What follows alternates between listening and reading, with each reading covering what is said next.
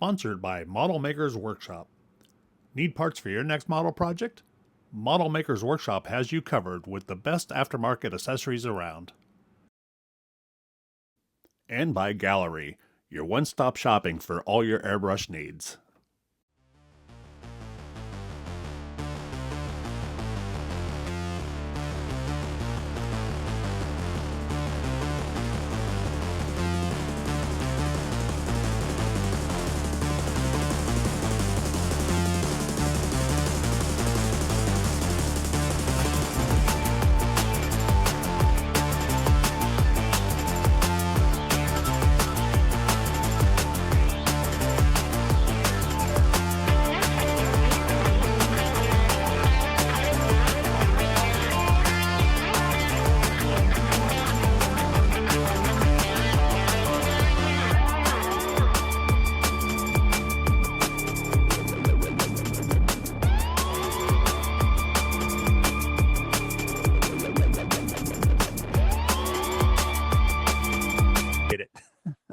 So it's another week already. I think this is show number 5, if I'm not mistaken. So glad you're all here. I was facing some technical difficulty, but I think I got through it.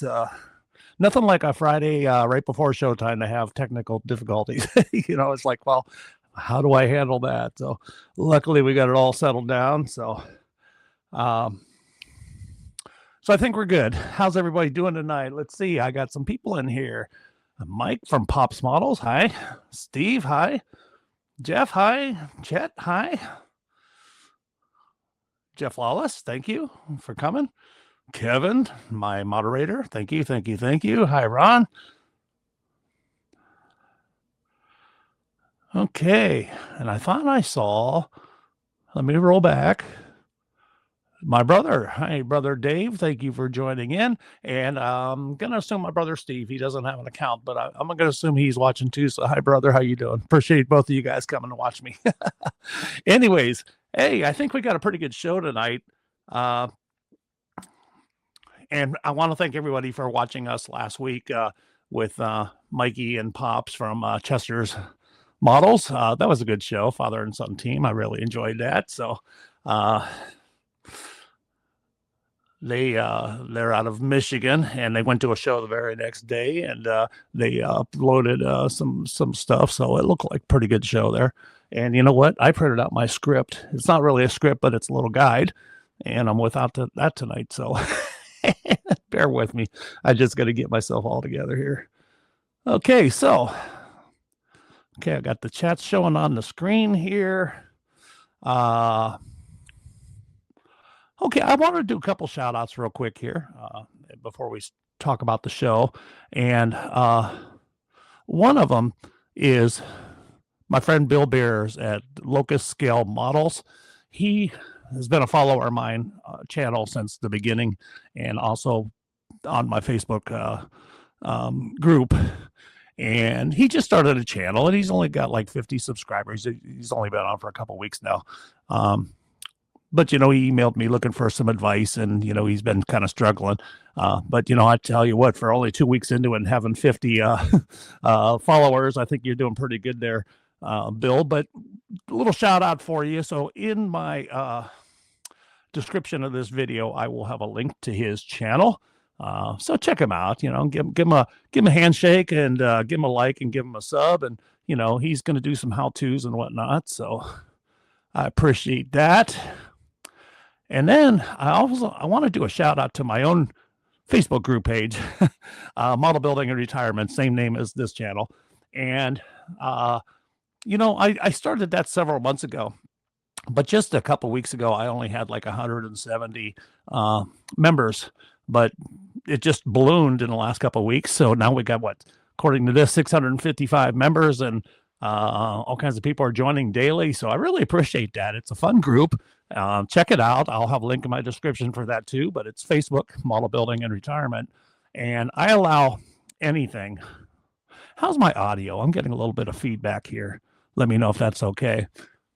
But anyways, I'm allowing all kinds of builds to go on there. I got ship builders, and I got aircraft builders, and I got military guys and cars, so anything goes. If you're building models, post there. And there's lots of talented people doing that, so I really appreciate it. So again, that's on my Facebook page, Model Building and Retirement. I had another one too. Here he is. One of my followers, Ian Cameron. I just want to do a little shout out for him. He just sent me some pictures of his builds, and I just thought this was kind of cool. He builds a 120 fifth scale, but he also builds a 164th of everything and makes them identical. And I just thought that was kind of cool. So I wanted to share a couple of pictures. So here's an orange Roadrunner with a 164 scale. Really nice looking Ford pickup truck there. Starliner, just like the one I just did recently, and another Starliner there. I just think that's pretty cool. So yeah, another pickup truck. I just like people's imaginations, you know. So that's his little thing, is having two different scales, identical or as close to identical as possible. So thanks for sending that to me, Ian. I really appreciate it. Okay, got some new people here. I see. Hi, Carlos. How you doing? Appreciate you being here. I see Bill's here. Weasel. Good, good, good. Craig. Model Makers Workshop. Okay, one of my sponsors is here. So did you guys see my new logo for the channel when I started out there? In fact, it's right here on this one. So that's compliments of Chat GPT. I've been playing with that a little bit here lately. But speaking of my logo, this is some of my upcoming guests. So I have, let me turn the comments off for just a second here. So next week, I got Mark Eisenbrun of Grandpa Mark's Hobbies. He's going to join us on the show, the man with the golden voice. And I've been trying to tune my microphone to get a deeper voice, and the software does not cooperate with a Mac. So I don't know. I'm going to have to stick with this, or I'm just going to go with one of my other ones here. Like maybe I'll use this voice. What do you think? Would that be good for Mark? I've been playing with that button for a while. It's been cracking me up. So anyways, yeah, we got Mark next week, and then Ricky Shaggy Woodall of Shaggy's Awesome Garage is the 27th. And I've been having trouble booking the 6th of March yet. Been trying to reach out to people. In fact, a lot of you content creators, I was kind of surprised, have no contact information on your channels, like email or any way to contact you. And that may be by design, and that's fine. But I've been trying to reach out to a few of you guys to invite you on for guests, but I'm having trouble reaching you. So I have tried to leave comments a couple times, but and maybe you just don't want to be on the show. I get it. But anyways, just a recommendation is to have some kind of contact information so people can reach out to you. So after that, I got James Testers. James Tester of Scale Model Experiment will be joining me on March 13th. So I've got some good shows. I'm really appreciating everybody that's been joining the show. I've been having a lot of fun and getting some really good guests, which makes me just look good. Because but don't want to watch an hour and a half of just me talking away. But anyways, it's a lot of fun. I'm glad everybody's been accepting. And tonight's guest is going to be Matt Hickey of Matt's Models and More. Very talented guy. Awesome YouTube channel. And we have some similarities. He started just about a week or two before I did with this channel, and it's soaring. It's soaring. The guy has an outstanding channel. I'll have a link in the description for him too. Very talented guy. And so we're going to talk a little bit about his builds. We're going to talk about his business, which is pretty interesting. And we'll probably talk a little bit about his marketing for his channel, which is pretty good. Like, he's got the best thumbnail designs I ever seen. They're all eye-catching in that, so it's no wonder why he's getting attention there. So anyways, John, my buddy John. Hi, John. I see you joining. Krista, hello. Okay, so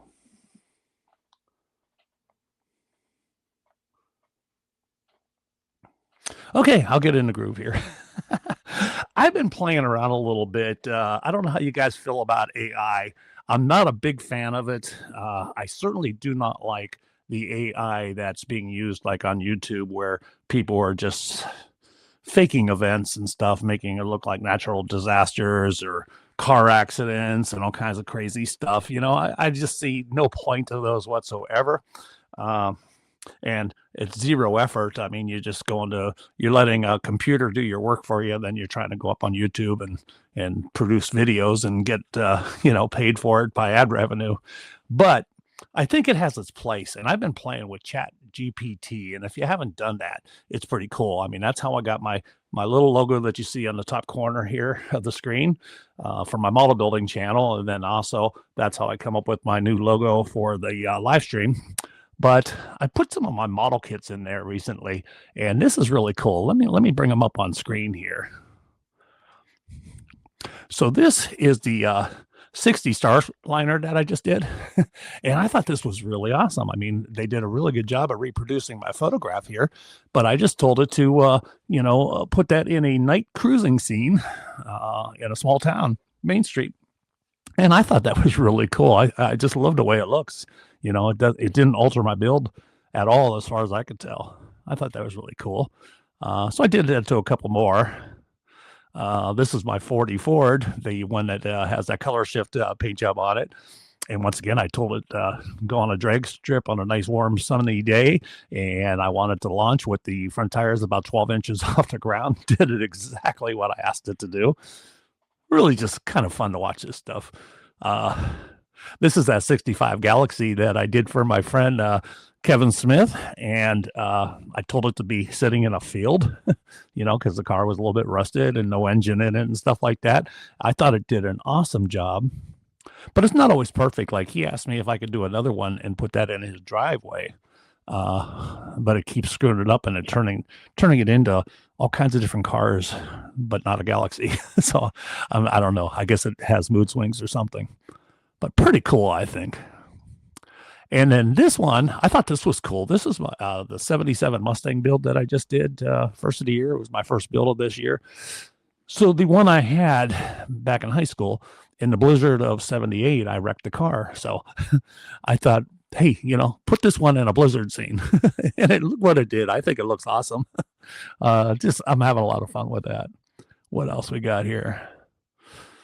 Now this one, it's kind of funny. They didn't catch me just right, and I'm not sure why I'm looking so out of shape here with my legs, but I gave it a picture of one of my, how I shrink myself down in my videos with the green screen. So I cropped a picture of me so that I had that to work with. And I also had my 56 Delray there. So I said, hey, put a picture of me entering the car at a 1960s burger joint.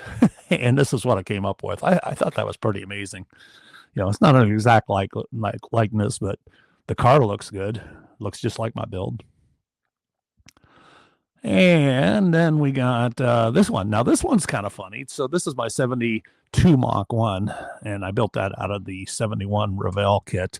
But I told it to go into a Ford showroom circa 1971.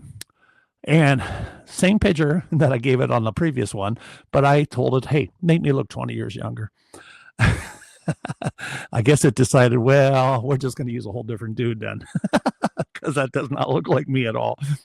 And also, where does it say Ford? It's weird. It says sales headquarters and used cars, but they sometimes they just can't spit out the words right. But you can see it's 1971 right above the guy's head there. It says 1971 models, but kind of cool. And this is my food truck. And once again, that picture I sent it was only one photograph, and it was just a me straight unshot, but it's got the clothes right. That is what I was wearing, including the tennis shoes. But I told it to take my food truck and me and have me loading boards in it at a lumber yard. So pretty cool stuff. And then this is my 32 two-door, and I said to put it in a car show. I wanted to see it in a car show. And what else I got? I think I had one more here. Yeah. Okay. So one more is my Peterbilt. Or no, Kenworth. I'm sorry, my cab over Kenworth, and I got a couple of my model builds on there. I got my Roadrunner and my Ford, and just a hodgepodge of my cars there. And I just took a picture of that on my display case, which is right behind me there, up the lit up display case. And I said, hey, take this and just show this thing running down the highway, and this is what I came up with. So I was having a lot of fun with that. I don't know, what do you guys think? But as far as I'm concerned, AI. To just play with that is okay because it's my work and I just wanted it in different scenes, sort of like I do with my green screen fun, just to try to make things look a little bit more interesting. So see some more people joining in here. Hi, Slugo. Appreciate you coming in. Hi, Jeffrey. Okay, so what else we got here? Let's see if I'm missing anything because without my script, I feel a little bit off. Okay, let's go to the bench real quick. And let me switch cameras real quick.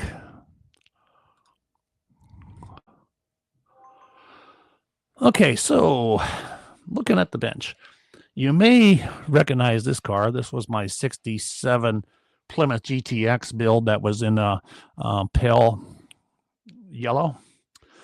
Well, I really wasn't happy with that paint job, and it's the first paint job that I really had an issue with since I returned to building about a year ago. But this had an enamel paint job, and that pale yellow. Yellow doesn't cover really, really well, so I put like 3 coats on it, but it had a little bit of a translucent look, and it was over Mr. Surfacer 1000 primer. The body's molded in blue, by the way. Anyway, so it had 3 coats on it. So several days after it hardened up, I gave it a light sanding and decided to go to the booth and hit it with 3 more coats of yellow. And I did that on a live stream, kind of impromptu, with no plan going on there at all. And I think maybe I just got a little over anxious there, trying to, do a live stream and paint at the same time, probably push my skill level a little bit. And I think what I did is I just coated that too quickly between coats because I was putting on some wet coats there, and I got some areas of crazing. And I just decided to just strip it all the way down. In fact, I did a video on stripping that. I used brake fluid for that. I just put that video out the other day. So anyways, I'm back to square one. I'm going to start that all over again. And then the USAC Camaro build. I haven't touched this since when they announced the contest. I started on this thing gung-ho and started modifying it quite a bit, did the paint job and everything, did a couple videos on it. But, essentially you don't do the reveal until March 15th. It's like, well, if I can't do it till March 15th, let me just put that on the sideline for a little bit. But, March 15th is coming up pretty quick. So I pulled it out of mothballs. So just started working on that. I'm remodifying the back wheels is where I left off to fit these big tires in the back. So got that done, but I got the engine where it fits in there nice. And I got to start on the interior work. So working on that. And then I was looking at this model kit here, all 3D resin. And this was from Model Maker's Workshop, my friend Bryce, who I think Bryce is in the comment section today. Hi, Bryce. So this is a kit that he sent me, and it's a 5-window little coupe hot rod, and it's 100%. The 100% of this kit is resin. So this is going to be my first time ever doing it, but I'm not too intimidated by it because I played with resin a little bit, but it also comes with these really nice instructions, which was a surprise to me. I figured you just, I didn't know these things have them, and I'm not sure if everybody does, but it's about 7 pages and it tells you step by step, like a model kit, of what to do. So that's pretty cool. And it fits pretty nice too. I mean, I haven't taken everything out of the bag and worked on it. Let me turn my microphone so I don't keep turning away from that. So the body fits into the interior real positive, just fits right in there like a glove. And then this fits right onto the chassis like a glove. So I believe everything's going to fit that way. But I'm really looking forward to that. And the body looks really nice. I think it's just going to need just a little bit of sanding, not much at all. And I think just primer, sand, and paint is going to work. So I'm kind of excited with that. Let me put a link up here. Well, not a link, but I have a link in my description of his website. But I do have a picture of this build, this kit that's available. So $72. It's a little bit pricey, but if you look at full resin kits, it's about what they go for. So they're a little bit more than plastic right now. You got to keep in mind there's a lot of work done on those printers to do this stuff, and it's basically one at a time. So, but it's really cool. I'm real excited about wanting to build this one. I think it's going to be a blast. So. Okay. There was another one I wanted to do too. And again, I didn't have my script with me, but my friend Chet Lewis, which I believe Chet's here tonight too. I saw him earlier, but I got let me change the camera here. Apologize.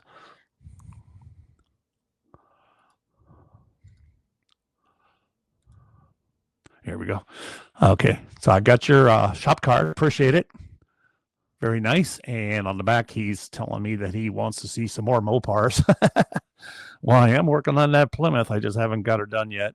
And then like a nice little business card that he sent me too. So thank you. And I don't know if you've received it yet, but I sent you one of mine too, Chet. So appreciate that.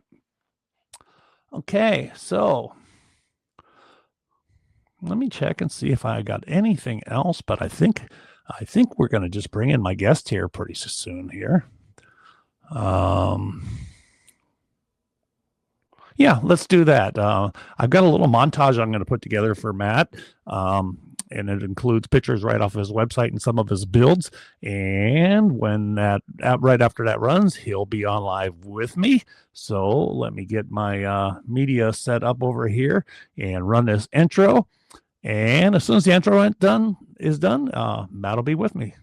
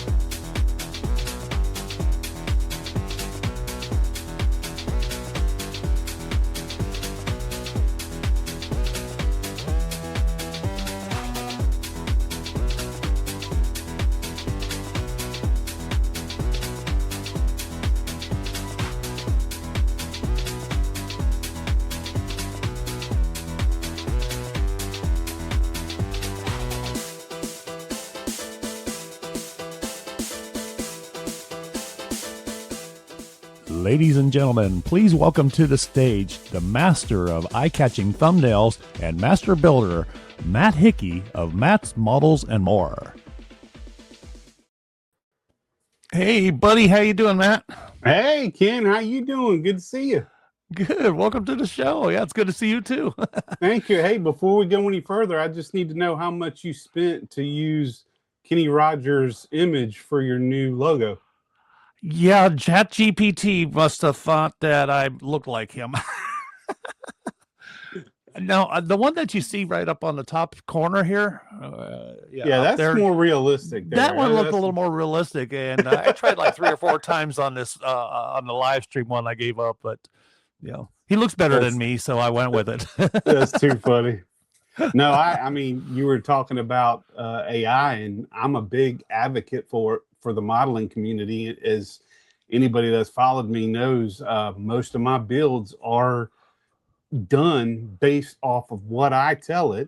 And whatever project I'm building, if I know I want to go with a orange car with these wheels, just like you were doing in those images, basically, I tell it what I want it to look like, and it gives me that rendering, and then I have something, basically a plan to work off of. So I'm, for something like that, 100% all for it. Yeah. And I've seen you are doing that. Yeah. And that's pretty interesting because you're doing it before the build, where mine were like, hey, put my build into a scene. But what you're doing is great. And that reminds me of people like Chip Foose and Boyd Coddington back in the day. They always did a rendering. They didn't just build that car on the fly. They had that Absolutely. thing all planned out and designed, and that's kind of what you're doing, I think, right? Yeah, because I can't draw or paint like they can. I mean, I probably could if I had a long time, but when you can do it in a matter of 5 minutes and I can just keep building. Matter of fact, I was sitting here building while I was waiting for you. I was still working at the bench. So that's just, hey, if I can save time and keep building, that's what it's all about. So use that technology. I mean, everybody was scared of an iPhone when it first came out. And now look, everybody uses them. So Yeah. Yeah, I think it's fun for that kind of stuff, and I'm going to do a little bit more of it. And my friend Joe at Joe's New Rush Shop, he kind of is the one to turn me onto that because he did that with some of his builds, and it's like, man, that is really cool. You can put these things into some pretty crazy scenes, yeah, way better it's than my fun. green screen. Yeah, it's definitely fun. I've been using it since, well, I won't lie. I wasn't using it until my wife showed me, and I was like, kind of like everybody else is, I'm staying away from it. But then I kind of broke down and saw what she was doing with it, and I said, man, this could really work out for my builds. So I've been using it as kind of like a plan. Good deal. Yeah, I see. Absolutely. Bryce is saying hi to you there. Hey, Bryce, good to see you, buddy. Hey, matter of fact, I've got that Ford that you have. That's amazing 3D kit, man. Oh, the 5 window. Yes. Yeah. I can't wait to Yeah. build that thing. I think that's going to be a fun build. Yep, absolutely fun build. Those are Yeah. awesome. I haven't finished mine yet, but I've got one, and I'll be getting it done. So I know Bryce. If that's Bryce from your sponsor there, that's definitely the one I've got. That's who he is. Yep. Hey, before we talk models and your website, I just learned something about you while I was researching, getting ready for the show and going through your pictures and exchanging our emails or whatnot. But I discovered your business, which Yeah. I thought, if you don't mind, I'd like to share that a little bit because this is really cool stuff what you're doing Yeah, here. absolutely. Okay, so guys, not before, but other than model building, Matt runs his own business called Craft Works by Hickey, and it's a bunch of wood cutting business, wood carving, personalized engraving. This is a screenshot from his website here. And Matt, why don't you talk about that a little bit, and I'll just kind of run through the slides back and forth as you talk about, like, Yeah, what got you into that absolutely. and I, what I you offer. appreciate the free marketing here. This is this used to be a hobby. So this was my model making that I do now. I started back in 17 doing it, for people. People were asking for cutting boards and butcher blocks and stuff like that. So I was doing it more as a side hustle. I was in the car business for 32 years, service manager and other parts. And I was tired of the grind. The car business will wear you out. So woodworking was a side hustle and a hobby. And then it ended up turning into a business. So I retired early out of the car business, went into woodworking, and it took off. I wasn't expecting it to be as popular as it is. And I mean, I've got clients from my biggest clients right now are actually dealerships. Dealerships will hire me to do basically a congratulations gift to people that buy expensive cars.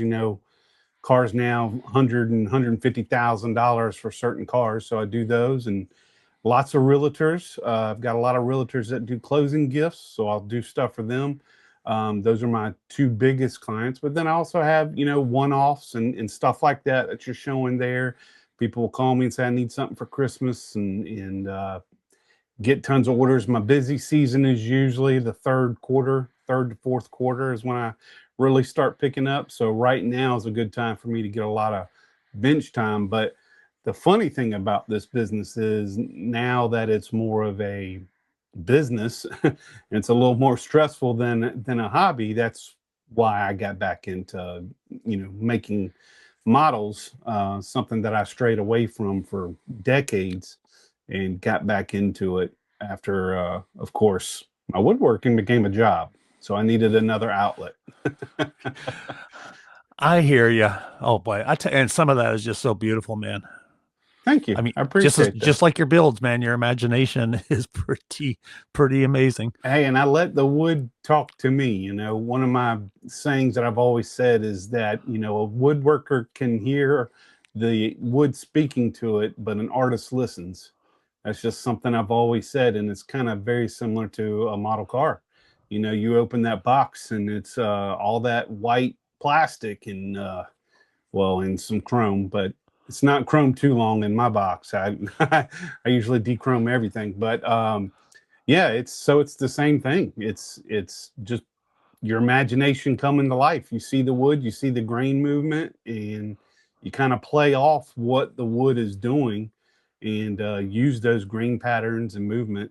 Now, something like that's a pretty popular gift right there, is cigar ashtray. I do have a couple of cigar lounges in town that I supply those to, and they're great gifts as well. I mean, a lot of people have bought those for Christmas gifts and anniversary gifts. I mean, what do you get a guy that has everything? A cigar ashtray with his personal engraving on it. So That's pretty cool. yeah, those are real popular, and that's walnut. Those are pretty pricey. They can get up there. They're you know, anywhere from $100 to $150 a piece, but depending on whatever wood you choose. But yeah, that's used to be fun, man.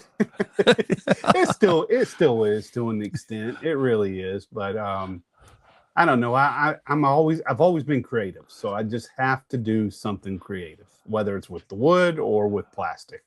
I'm gonna do it. And I hear you. I took one of my hobbies to turned it into a business several years ago too. Not quite as exciting as what you're doing there, but auto detailing has always been a thing. You know, like I'll paint. I've painted and restored cars, but I also like to just, you know, keep them perfect. Even my daily drivers and stuff. You know, I mean, just perfect details.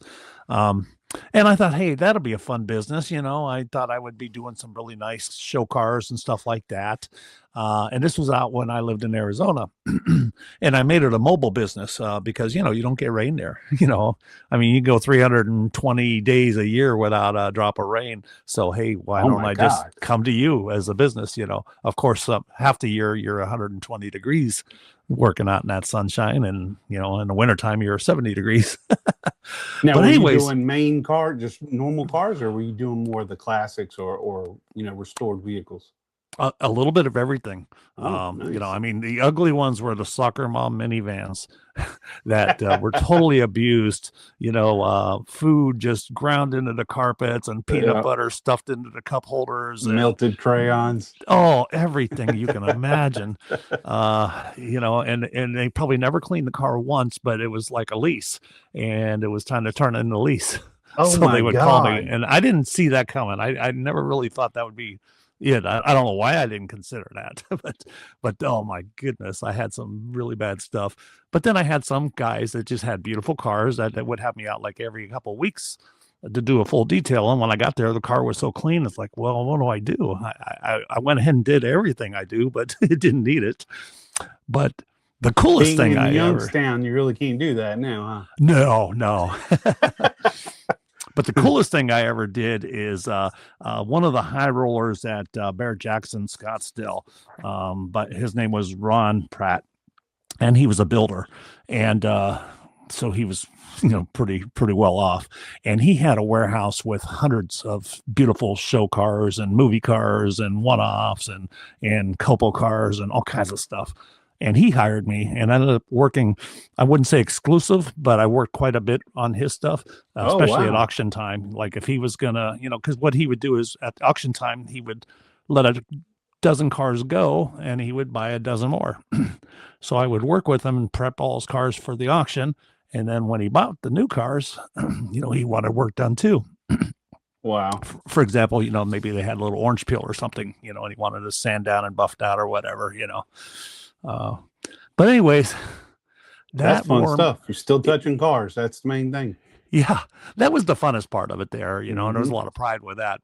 But it got to the point where I don't even like to wash my own car anymore. So this is where I'm tying it into what you said. I took my hobby, turned it into a business, and now I don't even like to wash my own cars, Yeah. let alone detailing. Very similar situation. I used to fix up, restore one-to-one cars. I even had one of my cars put in a magazine on the front cover, did a full spread about me. And, I was kind of like you, very particular about ask my wife. It was to the point where it was stressful because my OCD was kind of taking over. But the one-to-one cars, we were going to car shows all across the Southeast. And it got to the point where, one, it was super expensive to keep going. One-to-one cars they will drain your pockets quick. And then two, I was becoming too much of a fanatic. I had young kids at the time. And if they went out into the garage to do anything, I was right behind them, making sure that they weren't going to touch it or scratch it.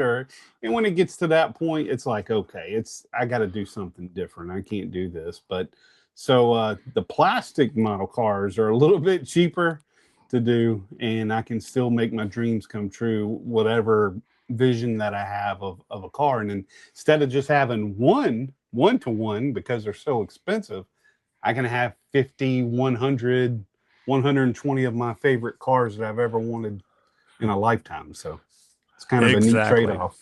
and I did that too.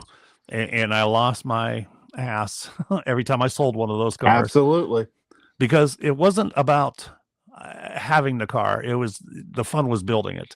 Yeah. So as soon as I was done building it and spent all that money on everything I had to do to the car, you were bored. I wanted the next one. Same thing, in retirement, fixed budget here, models is what I turned to as well. Well, we actually sold my magazine car to get the house we're currently in. That was our down payment. So oh, wow. We were like, hey, let's get rid of it. We'll use that as a down payment for the house. And that's what we did. And never looked back. I did have a little Miata that I fixed up. I was going to put a Coyote motor in it and make it one of those monster Miatas. And I had it slammed with some nice wheels on it and stuff. But I even lost an interest with that. It just wasn't the same. So, and my kids were older then, so I didn't have to really worry about them as much as when it was, a long time ago. So it's just not the same anymore. Just like you don't want to wash the car. Yeah. I take my car through a car wash every time now. I'm not getting out there and washing it. No way. Yeah. I don't mind the Challenger.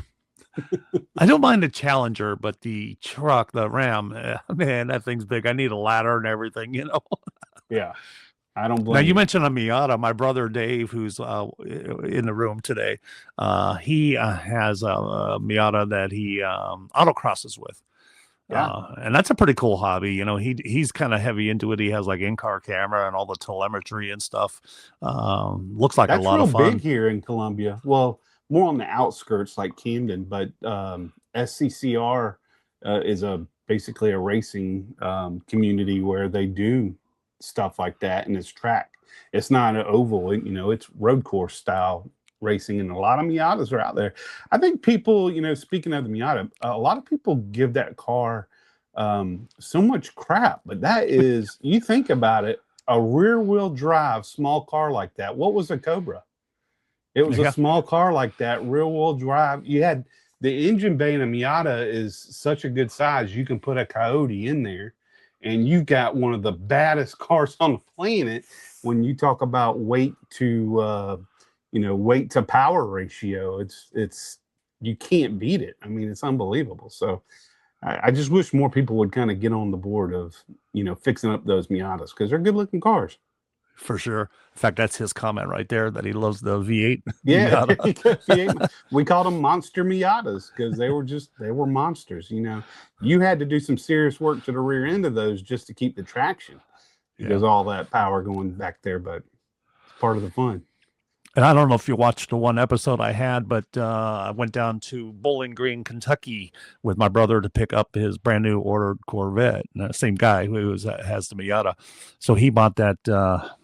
Oh, geez. What is that, Dave? It's the EV one. The name just escaped me for a minute. EVO? Pardon me? Is it an EVO? It's a EV and gas powered. It's a hybrid Oh, between it's a the hybrid two. vehicle. Yeah, I'm sorry, I can't remember the name. Come on, Dave, put it up on the screen. Anyways, a beautiful car, but I asked him if he's been taking that out to the track, because that Corvette it's a race car. I mean, it's a supercar. E-Ray. Thanks, Dave. It's a E-Ray, yeah. Corvette E-Ray.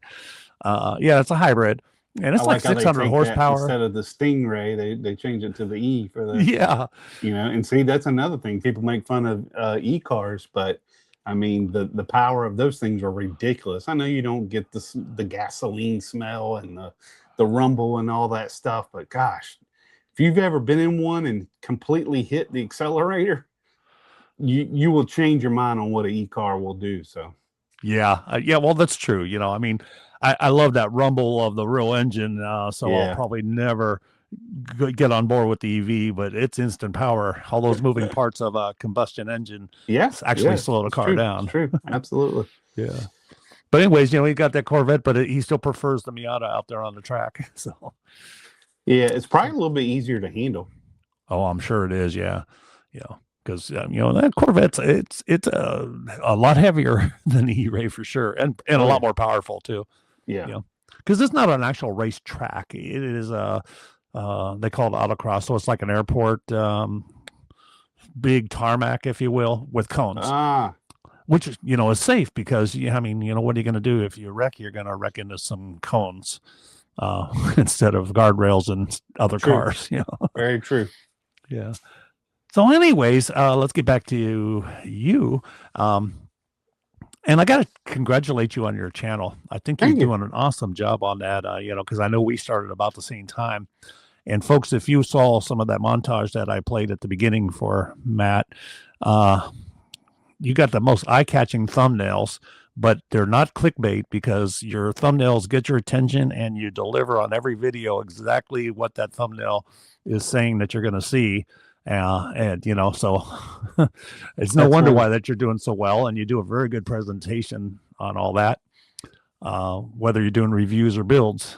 So congratulations with that. Thank you. I appreciate that. I actually, I guess a lot of that is research. I'm a bit of a nerd.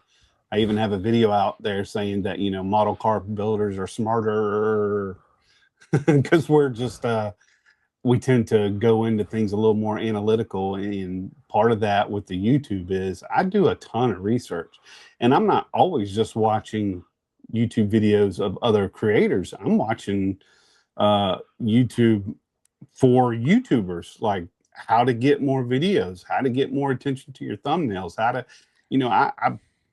I work a lot on that side of that. And, a lot of people ask me, why do I only put one video out a week?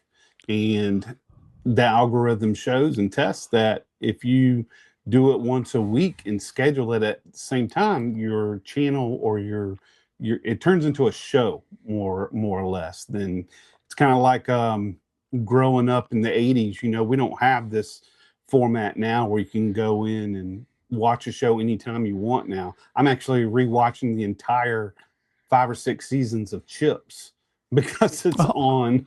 Cool. You can go pull it up on demand anytime. But back when we were growing up, if you wanted to watch a show, you knew it was coming on Thursday at 8:00. So you got excited about that. So I just kind of turned it into a show and let everybody know, hey, Sunday at 9 a.m. I'm dropping a new video. And on top of, doing that is the research that I've done. Kind of said they suggested doing stuff like that. They said everything on my thumbnails is based off information that I've gotten or received from somebody that may have texted me or emailed me and said, you might do a lot better if you do this, this, and this. And, before this modeling channel, I had a woodworking channel. So this is not my first go round with YouTube. So, I get a lot of people saying, gosh, how'd you grow so fast? How'd you do this? How'd you do that? And a lot of it is because this is not my first time around the block with YouTube. I've been on it before, twice before, actually. One was more of a music type channel, but the second one was with my woodworking when it was a hobby. It was like a how-to, and that's been deleted or erased since. But Yeah, so I feel comfortable in front of the camera. I think way ahead. I'll plan out videos. I think all that helps, to get those views and to get those subscribers. And you got to ask for it. There's so many people I watch, I love and admire that don't ask, that don't say, "Hey, subscribe to me. Hey, tune in to me at this time." It's just a lot of it is just simple. It's not anything that's rocket science. It's just well, some of it I can say is probably personality. I kind of wear my heart on my sleeve, and I let people know that in the videos, especially if I'm doing reviews, and I Yeah. don't hide it from the product people when they approach me and ask me to do something. I tell them straight up, yeah, I'll do it, but I'm doing it in exchange for this video, and I'm going to be brutally honest. But before I post the video, I will give you a shot and shoot you an email and tell you what I found wrong with the product, what I found great with the product. And I've never had anybody say, "No, I'm not going to let you do it," because Oh, okay. I guess they figured their products were that great. But I've had a couple that bombed, and I'm like, "Don't buy this stuff, guys. Don't buy it." So I think people see the genuine side of that. I would rather have my audience love me for that than a product company love me for showing off their new tool, because I Yeah. could care less. If they, Right.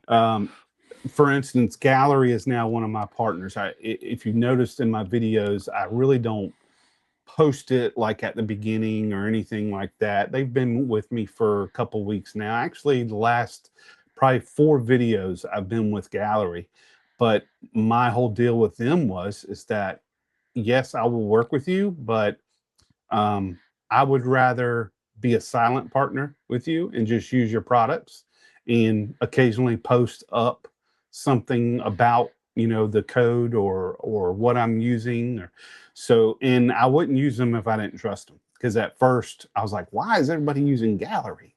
Because I was stuck on some other airbrushes and stuff like that I liked. Gotcha. But when they sent me their stuff to try out and I started using it, I really understood why people liked the Gaahleri products. Now I Yeah. understand, because it's good stuff. The paint and the guns. So it's just saturated. There's just and I'm not afraid to say this, even if Gaahleri is watching. It's so saturated. They've got every model maker using it. So They do, yeah. It looks like, I mean, I've seen people with even like less than 500 yeah, subscribers and yeah, are already sponsored, but absolutely. they definitely Yeah. got it covered. Yep. Yeah. I was using Hmm. their equipment before they sponsored me. What do we Look at got there? my little unicorn cup. It's not vodka, it's water. Okay. Is that for? I thought maybe that was what you used to thin your paint with. Because what do they call that? That Thinner? that one thinner. It's called the leveler, Mister Hobby Leveler Thinner, and people call it unicorn tears. I don't know if you ever Unicorn heard that. tears. Yeah, that could be unicorn tears. Absolutely. So, anyways, yeah, congratulations on that. I think you're around over 10,000 subs now. Yeah. And I know that's not really a key indicator, but it is in a way. I mean, that's Yeah. what the public's used to seeing, Very good. Hey, let's talk about models. Absolutely. That's Okay. part of it. You sent me all kinds of pictures, and I'll tell you what, it was like going to a show, because your work is just, it makes me realize how far I need to go yet. But I appreciate it, because this is the kind of stuff that makes me realize that okay, you've got a long ways to go. And this I was one you just proud of had, that one. it's a I was recent one, proud. but that's beautiful. Yeah, I was very proud of that one. That took me about 2 months to build that one, and that was almost working on it daily. I think I may have put too much detail in it if you see it in person, but it was, I'm falling in love with Tropical Glitz, their whole paint line, and Manny and the guys at Tropical Glitz are amazing. And I first time that I've used that paint was on that car, and that's what made me fall in love with it.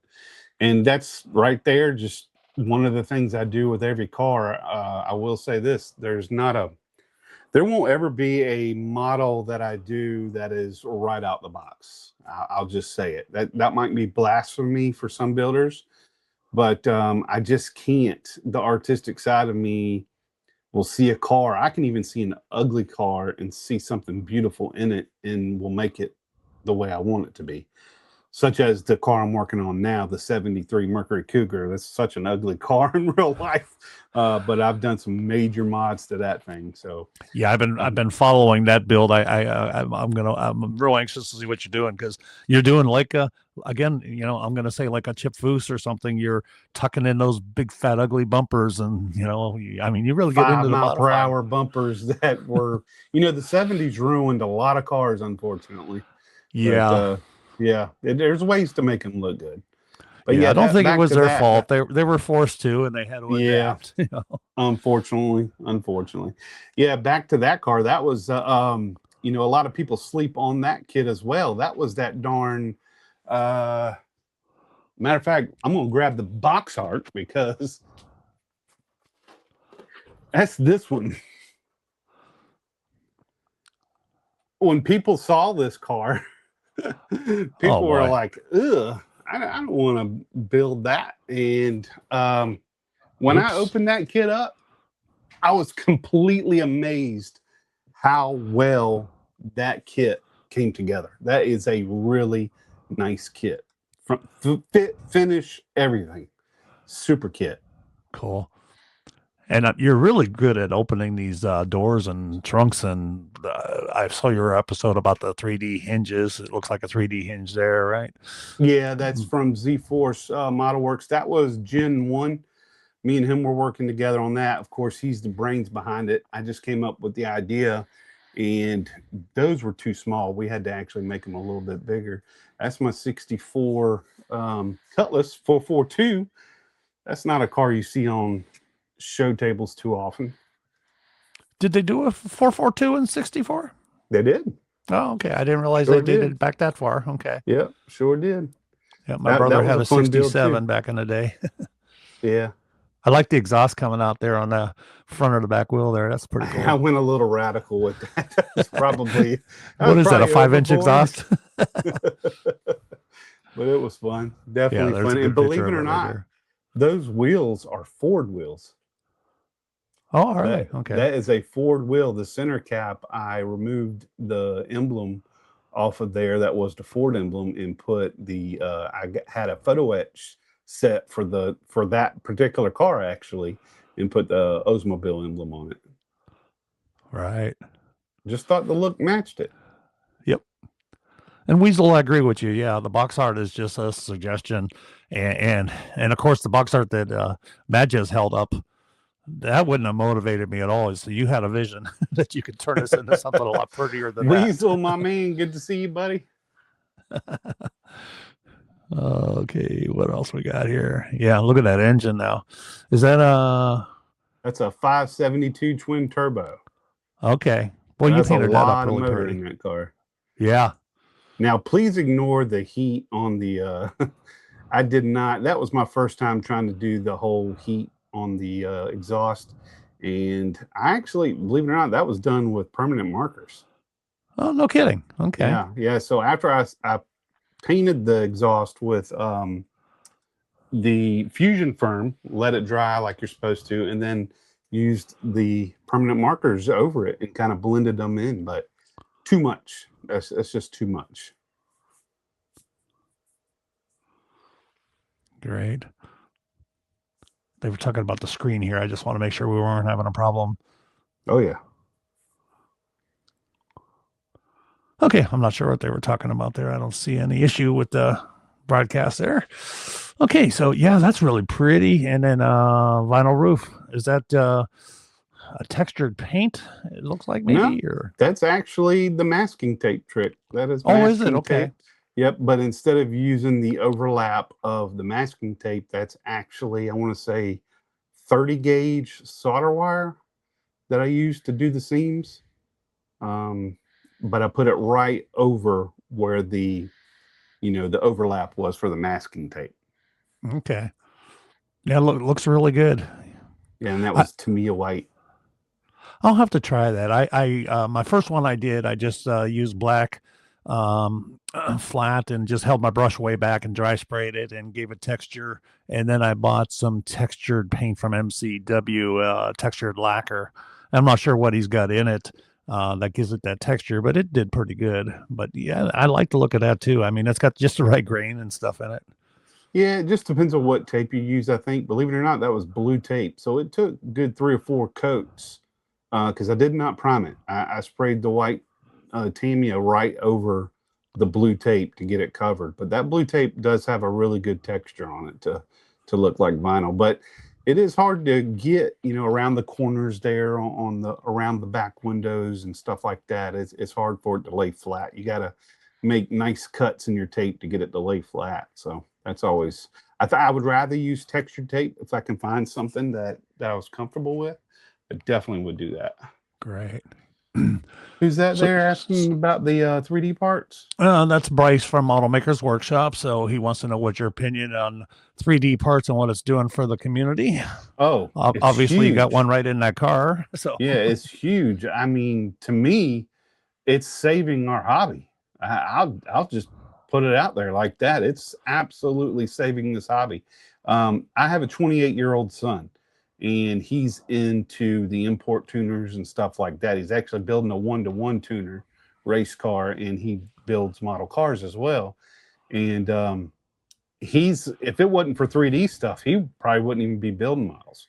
So if we want to bring this younger generation in, we got to have more options for them. We just got to do it. Matter of fact, Bryce made a engine for my son. I don't know if he put 2 and 2 together, but yeah, my son called me and said, yeah, Bryce is making me a Honda engine, a turbo style Honda engine that he was putting in his car. So it's stuff like that. 3D parts, absolutely. It is saving this hobby. The purists could fight me on that, and I'll put my gloves on, because every car I've done so far has had some form of 3D parts in it. So much so that me and the wife are now printing, well, I better not say me. I better say the wife. The wife is doing all the printing. If I need something on a car, I'm working on an old rust bucket now. My video will actually drop this Sunday. And I needed wipers for this 3D van that I'm building. It's a 3D print that she printed for me. It's a rust bucket challenge that I was working on because I've never done one. I saw the one you had in the field, and that was magnificent. So I decided to do one, and I'm pretty pleased with where it's going. But I told her, hey, I need some wipers. And she was able to go up there, print some wipers for me, brought down about 10, 15 sets. So I have enough to use in future builds. So yeah, 3D parts are super, super important right now. Yeah, I'm definitely getting into it too, for sure.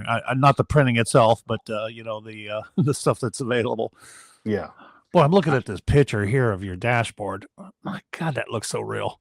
Yeah, that took a long time. You know what I really hate? Look at the set of keys. People don't see that stuff. The set of keys on the front seat.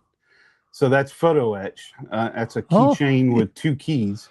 And in a show, nobody ever sees that, unfortunately. And that's what sucks about spending so much time on the interior, is nobody gets to see it. And you put so much time and effort into it, and people just, they can't see it. So I'm working on a Lincoln right now, and it's a convertible. I said, now I can do some interior detail. That was a fun build. That's a full 3D build right there. Speaking of 3D builds. Okay. That is from mcvproducts.com. He's got a little 39 Fiat dragster. Now, that car, if you buy it from him, is a short wheelbase car. And I chopped it all up and made it, drug out the frame on it. Just went all out crazy because I can't leave anything alone. I've got to mess with everything. I can't ever leave it the way it is. Unfortunately. I like that you planned a spare tire just in case it's going down a quarter mile and they need to change a tire. You know what's funny is I got a lot of compliments on that, because people say you never see the dragster with the spare tire on there, and I'm like, yeah, man, it's adding the weight so it'll do a wheelie going down the track. That's what we're trying to do. Really cool though. I mean, the detail there, the seat belts and that just looks real. Thank you, man. I really You appreciate are it. an awesome builder for sure, my friend. Really appreciate that. That's a whole bunch of 3D stuff there too, and parts from MCV products, the seat belts and stuff. Which, man, that's a pain in the butt to do. Those seat belts are hard. Trying to fit them through those photo etch little holes and stuff. My fat fingers just can't do it. Right. Hey, Jim's asking about the glass. Jim, that's the one thing that's sticking point still with 3D is they just haven't got to that the ability to print out good clear glass. But what they do is people are using just plastic styrene and using that for windows. Other people are using a vacuum form technique with clear styrene. And some of these kits are actually sending out bucks that'll be the same shape as the windshield, and you put that into a vacuum form, and it'll form to your glass. But nothing like the model kit plastic glass that comes in a plastic kit. You're Do you 100% have anything right to add there. on that, Matt? Yeah, you're 100% right there. And I've what I use now, that particular kit for the dragster, of course, it's a dragster, so it's no different than being a top fuel car. There's no need to have glass in it, but I use clear styrene, and here's an example. If you want to put the full screen on so people can see it there, that's clear styrene. And what's cool about these 3D kits is that they do come with bucks already, but they're resin bucks. So I just laid the buck down over it, and you can see it fits in around there perfectly. Yeah. I just used the buck and use it as a stencil, cut out the clear styrene, and then cut it out and use. Typically, we use Mod Podge to hold my glass in, whether it's plastic or the clear styrene. That's pretty fun. So you're not actually forming it; you're just cutting it to size and then gluing it in and making it form to the inside of the car as you glue I'm it. actually glad you said that, because there is some truth to the form part. Because even if you match the actual size of what they give you, it's going to be just a little bit bigger. So when you try to fit it in there, it's going to be warped. So you do have to trim a little bit off and reshape it. But once you do that, that fit in there perfectly once I did the little bit of trimming, and it automatically conforms. And then what I normally do is take a heat gun, put it on the lowest setting, don't get too close, stay far back, and just give it a little bit of heat from the inside, and it kind of forms to the inside of the car as well. But you do have to be really, really careful with that, because I've burned through 2 or 3 pieces of clear styrene doing that before. So you got to be careful with that. Okay, look what Bryce is saying here. 98% There's a new there. resin, 98% there for printing glass with no yellowing, and he's waiting on new printers and the resin. Okay, well, that That would sounds be great. encouraging. Can't wait to Man, see that what would you be come up with, awesome. buddy. I think BG models, BG builds. I can't remember the name of his channel. I'm sorry if he's happens to be watching, but he does a lot of resin printing, and I think he has found a way to do clear glass. I just saw a recent video of his where he was working on that. So, yeah, that's good news if we're getting there. Yeah, and I have no doubt that it will be solved. But I'm just looking at the detail of that front end too, man. That's all 3D printed stuff there too, then, right? Yeah, chopped off, believe it or not, that entire rail from basically the where the tie rod's in there for the steering, all the way back is brass rod. So brass rod was the easiest thing and the stiffest thing. If I would have used plastic, it would have sagged. So I had to use brass rod all the way back to underneath the body. But those are the original. So serious right now. I was waiting on you to do that. That was the wrong one. I knew it was coming. I made some sound effects. I was waiting on it. I knew it was coming. I like the wagon here. Now, is that a kit or is that a resin body? That's a kit. That's the surf wagon. Oh, okay. Yeah, and you know what? That's my very first build when I came back to the modeling community. My very first build. That was all acrylic. And I don't know why I was bold enough to try to do a 3 tape off paint job there, and yeah, that was a bold move for my first model car coming back. But yeah, that's my first car. If you're We going to came do out it, do it riding. right off the chute. Yeah, Now, right. how many years ago was this in? Believe it or not, it's not even a year. I haven't even been doing back into the models, but 10 or 11 months. Oh my goodness. Yeah. When I tell people that, they don't believe me, but it's Yeah. true. It's just you got to understand. I did it for a long time when I was younger, of course, but coming back into it, it's like riding a bike. You really don't lose it. You really don't. So it's Yeah. just But being creative. then you were building pretty awesome in your younger days then. Like I did too. Well, I didn't build awesome. I built when I was young, but they were glue bombs and spray can paint jobs, and I didn't prime, and I didn't polish, and I didn't buff, and I didn't foil. But when I got back into it a year ago, it's like, well, I'm going to do it the right way.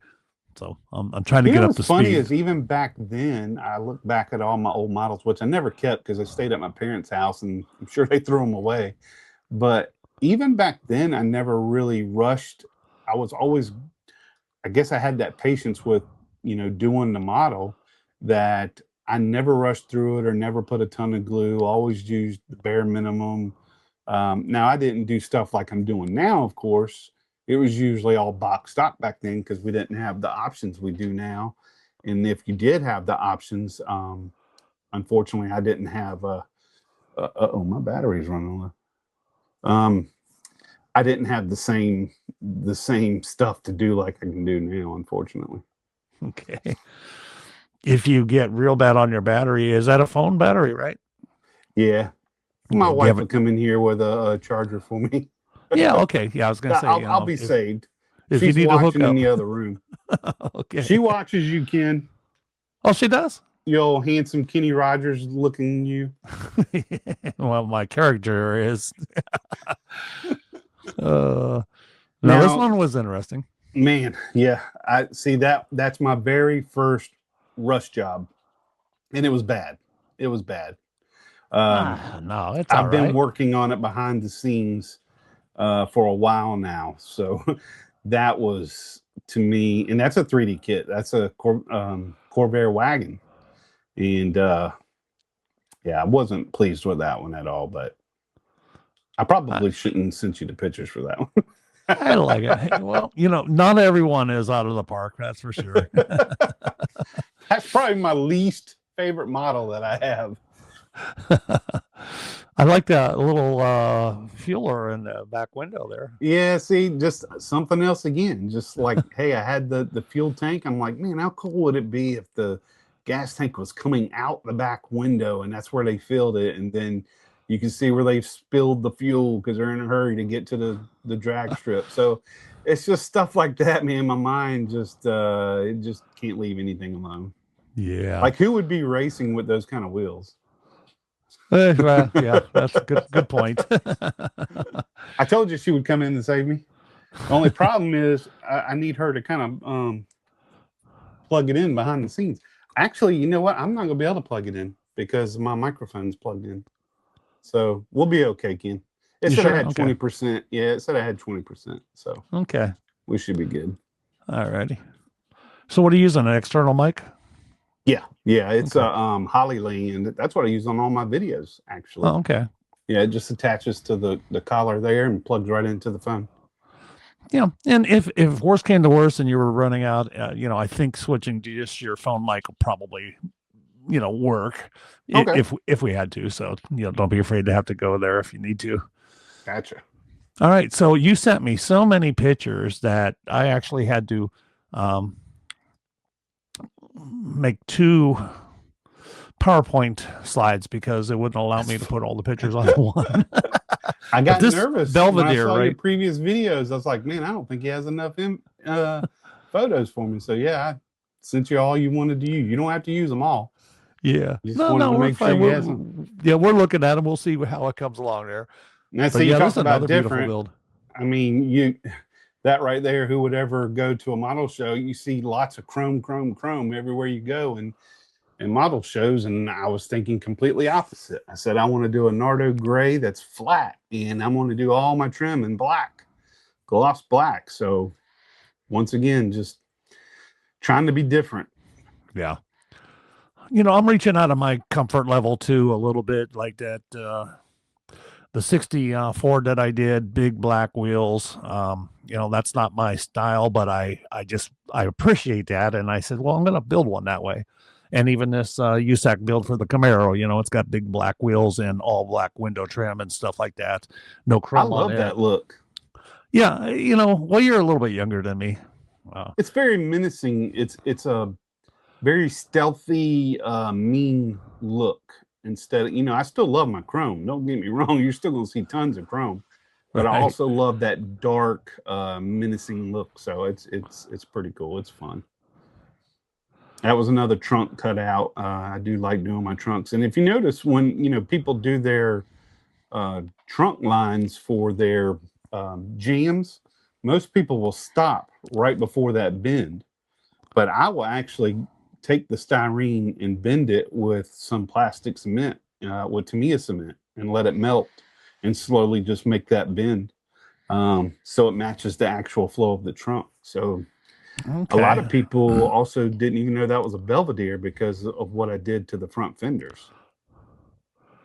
Yeah, that's a 64 Belvedere, I believe it was. Yeah, right there. A Belvedere has that really sharp at the front, on that right front fender, a really sharp corner molding that basically does a U-turn and goes back towards the wheel. Okay. The black molding right there. So I shaved it right there and stopped. I did not want it to look like a Belvedere. A lot of people thought that was an Impala, believe it or not. I'm like, no, that's not an Impala. That's a Belvedere. Yeah. And, but because I shaved that fender, they couldn't recognize it. Well, once again, it's one of those styling cues because I recognized it as a Belvedere, but I did not recognize all the body mods, because you kind of make it look like it was meant to be there. That's the whole point. That's my whole goal is unless I point it out, some people go, something's different, but they don't know. That was a fun build. That's the 29 Ford Roadster. That's a real popular kit from Revell, and I did the low boy, but I did it even lower than the low boy. But that was a fun build. Yeah, I still got that kit to build. This Nova's pretty. Thank you. That actually at the Acme show got me one of the top 15 Acme tokens. I was proud of that. I really didn't expect that car to do so well. But yeah, at Acme they give you some of the judges had coins to go around with and give out, and there was only 15 they could give out of the 960 models they had, and I was very fortunate enough to get one. So that was pretty cool. I will cherish that forever because I really wasn't expecting that. Cool. I see Ian's in the room there. I was showing his Matchbox and model builds where he does the two side-by-side paint jobs. So it was a pleasure sharing that, Ian. Thanks for sending that to me. Yeah, I mean, you just look at that, the roll bars. Yep, I took them into the back dash. And I was looking at the engine here. Okay, so you get I'm assuming that's 3D printed, or is that photo etch stuff? Nope, that's all 3D printed. That's the Corvette engine. And then I had 3D printed alternator and all that good stuff. I scratch built the roll bars to go all the way into the back dash, which, gosh, looking at that now, I see a couple holes that I missed. Man, showing all my flaws here, Ken. Well, I don't think anybody would have noticed, but the builder always does. That's right. Now, is this last year's a video USAC about build? that car because Revell stepped up and helped me with that car. Oh, really? Is that the USAC build for last year? No, I didn't join that, but that was a car that I was halfway done with and realized 3/4 or a quarter of the fender was completely missing. So they sent me a new body. Okay, short shot. Yep. I learned that term after my semi truck that I built, the trailer, the car hauler trailer. It was all the Rams were short shot. That's how I learned the term. No way. Yeah. So did they take care of you? I bought it from a hobby shop, and it was an older open box kit. So, and I didn't even buy it in state. I bought it when I was visiting my brother in Indiana. So I ran with it and I patched it up, and I made a story in my video that, hey, the guy bought this thing, it was in a fire, and he patched up all the ramps. That's what you got to do sometimes, man. Use that creativity. Yeah, that was a fun build, and that was especially the engine with the carbs and stuff, doing all that detail. And then I made a splitter there, just tried to make it look like, I was telling you about the SCCR. If you go back a couple slides, I actually made all the decals for that car, and I put the Hickey Racing on there, and there's a SCCR decal I put on there just for the local boys that do the road course racing. Pretty fun. Great. Chet, if you're watching, here's your Mopar. He's always after me to build Mopars. I love Mopars too. I'll definitely do them. Oh, they're beautiful cars. Yeah. Yeah. Especially the 60s and 70s. I mean, those cars right there. I'm not a big fan of the new ones that are out now. I know they got a ton of horsepower and stuff, but I'm just more of the 60s and 70s is my thing. Oh, yeah. I love my Mercuries. I'm not going to lie. I'm a big Mercury guy. It's a nice one. 66, maybe? That's a 68. No, that's a 65. Oh, okay. That's a 65. Once again, you never see the interior detail, and you got to take those pictures. I would urge anybody that does shows, take pictures of their interiors, because once that car's put together, you're just not going to see it like you hope to. That one was pretty. That is what I call a rebound build. And I'll explain what that is. That Belvedere we were looking at, the gray one, that car put me through hell. And it got to a point where I made a video called Model Making Moods. And I about wanted to throw that Belvedere through the wall. So this was a rebound build where I said, I need something quick. I didn't build an engine. I didn't do the interior. I blacked out the windows.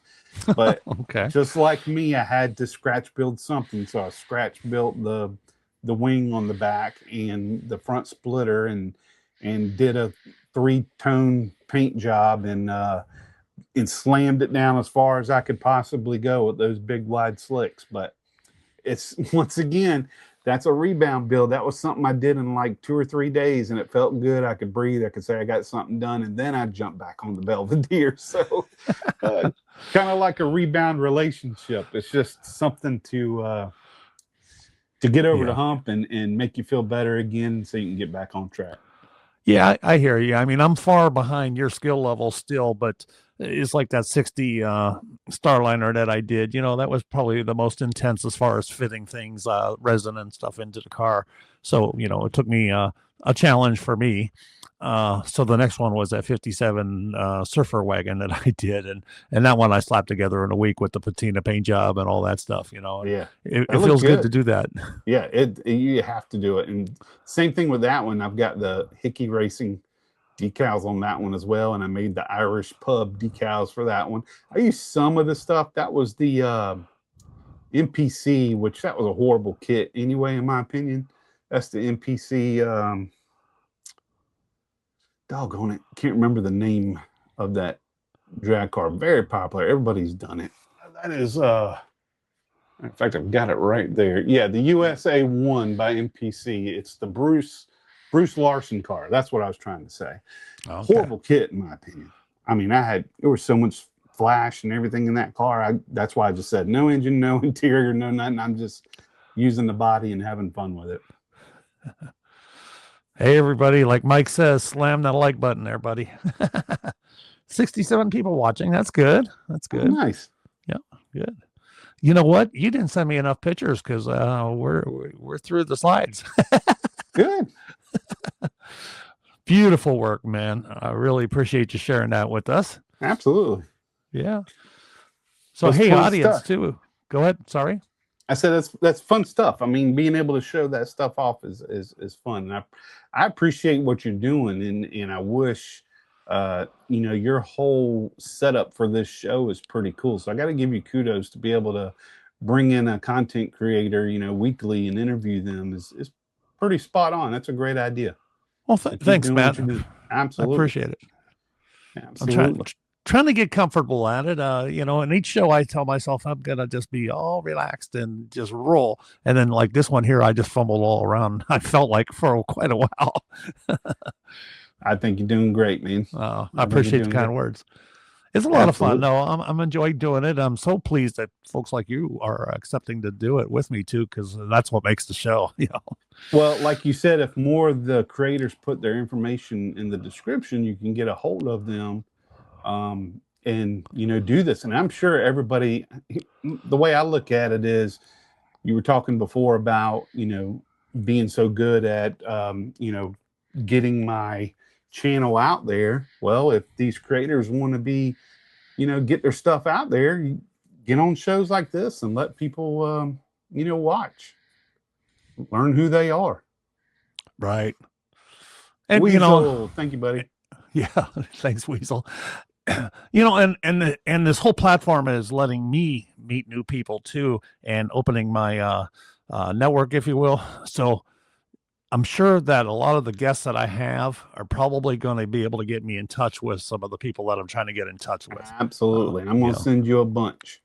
Good. You mentioned Irv. I want to get his information. Yeah, I'd like to Irvin's get him my on there. buddy. He's my, on the Mount Rushmore of builders for a guy my age, because he's really, really old. I mean, you won't believe how old he is, but I hope he's watching this. I only did that for him. No, he's not that old, but on the Mount Rushmore, I'd have him. I'd have probably Mark Batson. Mark Batson is just an amazing builder. You got people like, there's so many. Fred Henry. Fred, trying to reach out to Fred. Yeah, I mean, because he used to have this time slot. The last show we were at, he was standing behind me.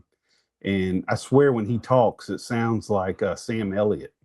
And I turned around and I said, "Is that Sam Elliott?" He's like 7 feet tall. So I had to look up at him. But he's a heck of a builder too. There's a lot of guys out there. Tim Kalinkowitz, he's an amazing builder. He has now got his own model magazine now. There's a lot. I could go on and on and on. Daniel, if you're on Facebook, go look up Lead'em Rack, and it's model car spelled backwards. Lead'em Rack. This guy, unbelievable builder, but what really sets him apart is his painting skills. His painting skills are just amazing, and I'm talking about graphics.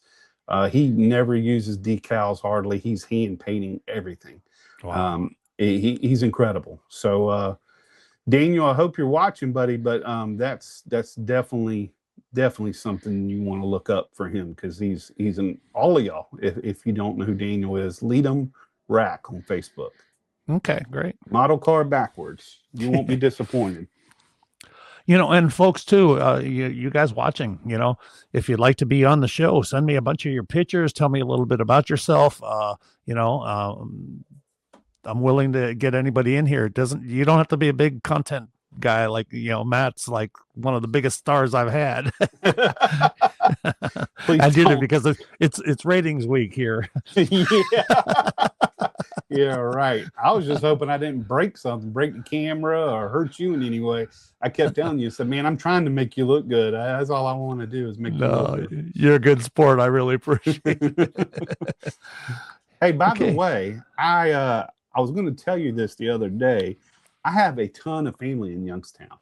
Oh, no kidding. That's where my dad's from. Yeah. So I got aunts and uncles still up there right now. And, my grandparents were up there until they passed. And my dad grew up there until he went into the military. And he was telling me some stories. I know you haven't been there very long, but he was telling me, Youngstown was a big mob area growing up. So he had some stories to tell me, stuff that he seen when he was little. It's pretty crazy.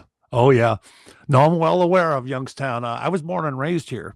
Oh, I didn't realize that. I thought you just moved there. Well, I returned.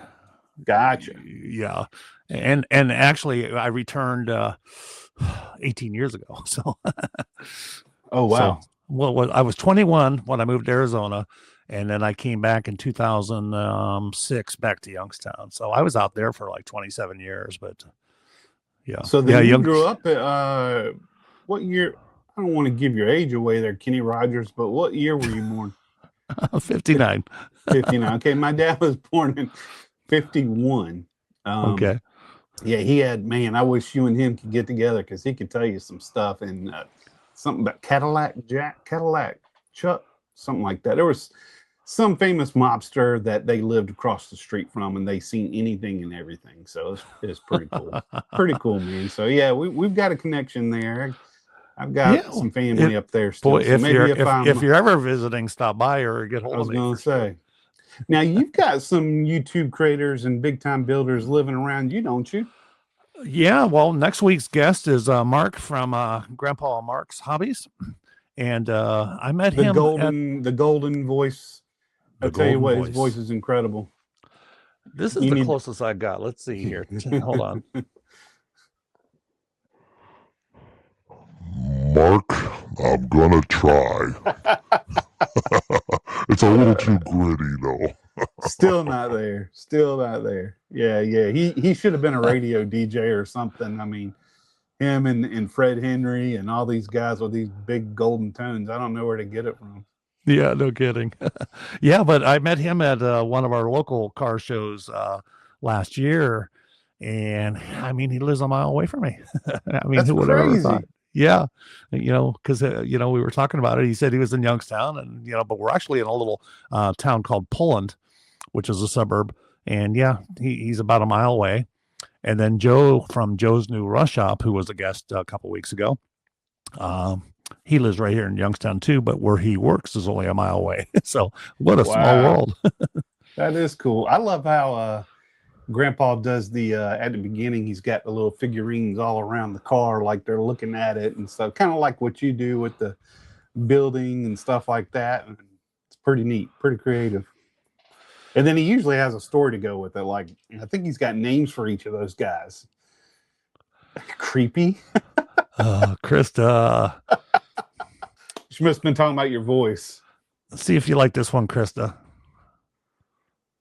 Okay, well, the show must go on. That's your girl voice? That's supposed to be a girl voice. It sounds like a girl who started smoking when she was 6 and she's now 85. When she was 6. Yeah. My goodness. Hey, congratulations to you. I know you recently stopped, so that's awesome. Good job, man. Yeah, thank you. Yeah, Congratulations. August of 24 was my last one. That's no easy feat. No easy feat.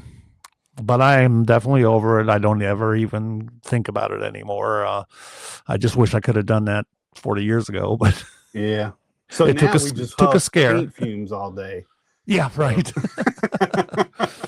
I don't know which is worse. Speaking of which, I don't know about you. I know you have the same paste booth and that carbon filter. Yep. So I was spraying about a week ago, maybe 2 weeks ago, and my fan was really sounding funny.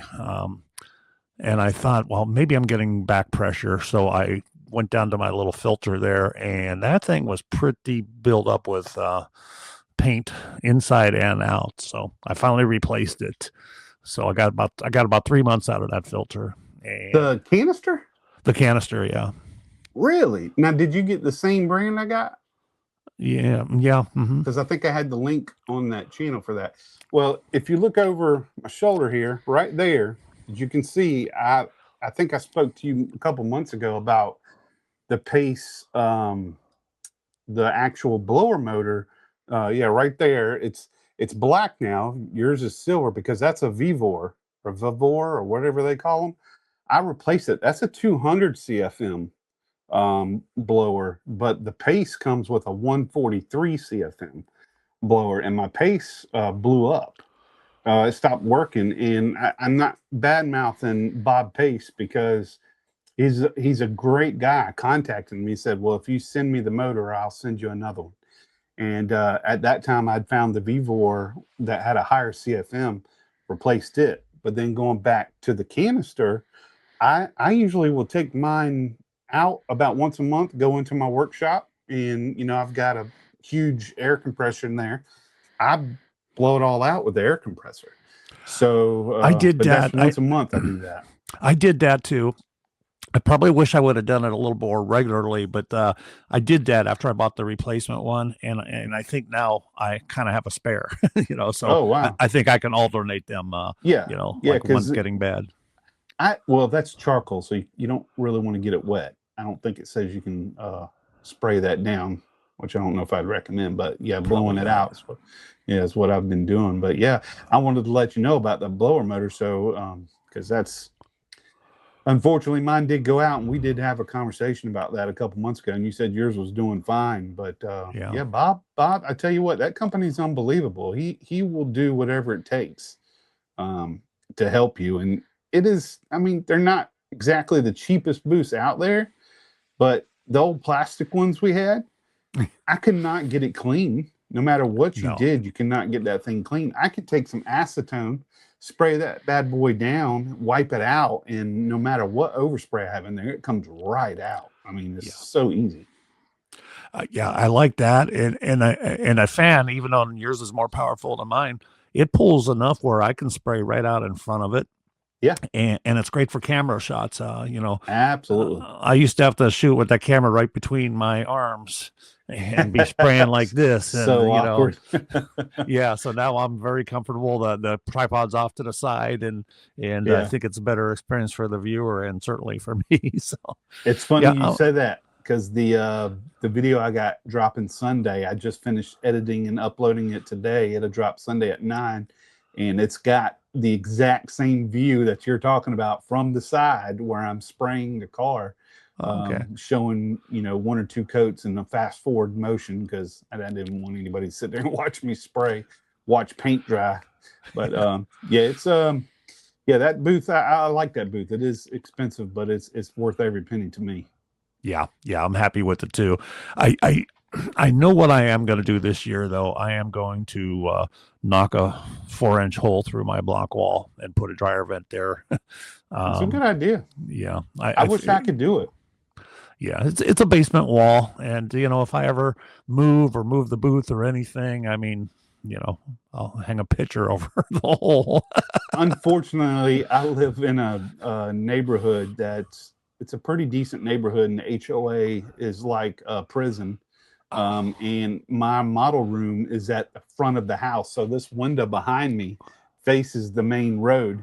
And so I can't have anything sticking out or stuck in my windowsill or anything like that. So unfortunately, I have to spray inside, or I have to go in my shop. And I've tried spraying in my shop one time for a standard paint job. I don't mind spraying out there if I'm using a rattle can primer or anything like that.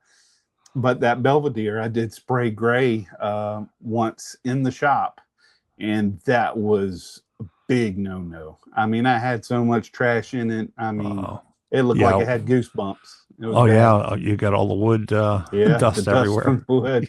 And I have a pretty powerful dust filtration system in my shop. So that's why I was thinking, hey, I should be okay. I'll stand right underneath the ventilation system. It's sucking right here, and I'm spraying, and no, it didn't matter.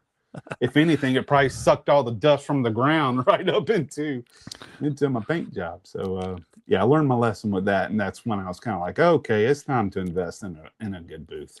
Good. By the way, I got you 10,000 and your 10,001 subs now. Joe just subbed to your channel. Nice. Actually, I think it might be like at 10,200, something like that. Yeah, so, I know you are. You're selling. I'm selling. Sailing like a sailor. Sailing. Yeah. That's funny. Yeah, somebody told me, he commented, and he never came back to explain or say another thing, but it was one of my recent videos, and he just said, huh, didn't take you long to sell out. I mean, come on. I don't know what he's talking about. I mean, They're probably saying because you've got sponsors now and stuff like that. I mean, my thing is good for you, man. If whoever it was, if they were in your shoes, they would do the same thing. If you're in love with a hobby and you're working as hard as you do to make these videos, people think these videos are easy. They're not easy to do. There's a lot of work involved. And if a company wants to throw you a bone for doing something, why not take it? Heck yeah, that's not selling out. Yeah, for sure. Well, I certainly don't feel like I am either, and to me, it enhances what I do, my content. Absolutely. I think, because I'm a retired guy on Social Security and a little extra income. I can't be affording all this stuff to be thrown at my models, so it's nice to have a sponsor saying, "Hey, try this and try that." And absolutely, Bryce will get you anything you need, buddy. Yeah, he's a good man. He takes good care of me. So that's right.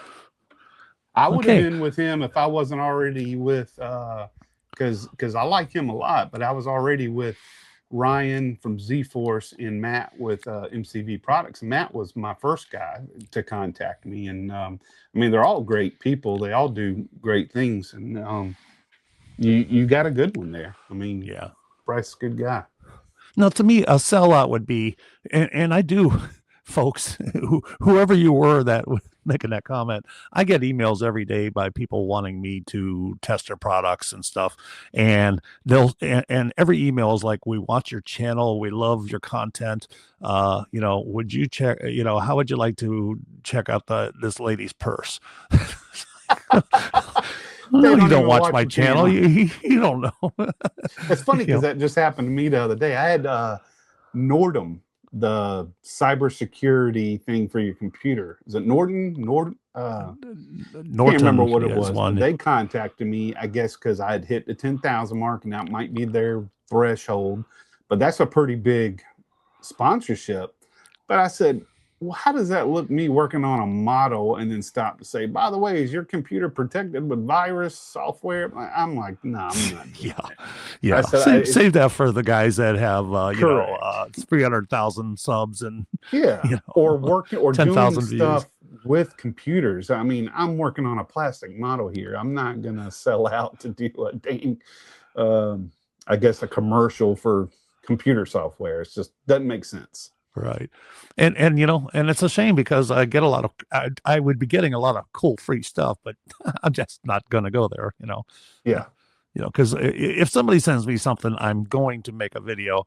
But if it's not related to the model building, I'm not going to do it at all. So. Absolutely. I'm the same way. It just doesn't make sense. And for instance, I know this is probably a shameless plug, but Katurk is really hitting the market hard. And I bought into them. They when they sent me that tool, when I used it, I fell in love with it, and I said, I'm all in. Probably the greatest little Dremel tool I've ever used, and that was one of the few companies, and it's not a huge company, and I'm not getting a whole lot out of it, but that was something. If I feel the product is strong and I can stand behind it, I'm jumping all over it, and I'll swear by it. It's just things like that. It's such a cheesy little tool, and it's not like, what is it, $30, $35? It's not real expensive. I think. In fact, you did such a good job that you sold me. I'm gonna buy one because awesome. I'm using a China one from Amazon, and it looks very similar and in multi-speed and everything. But you had mentioned how strong the torque is on that Katurk. Torque is unbelievable. Where this one here, if you put a little bit of pressure on it, I mean, you could just freeze up, or you could stop the motor. I need a little torque there to be able to do some of the work I want to do. And that's what I'm talking about, especially with me doing so much scratch building and modifying and changing things up. I was using that. I had a Hardell, the old orange ones. That's what I got, the Hardell. Yeah, the old orange ones, and I was on board with them. Not as a sponsor, but when I got that tool, I showed it as one of my top 10 tools to have in one of my videos.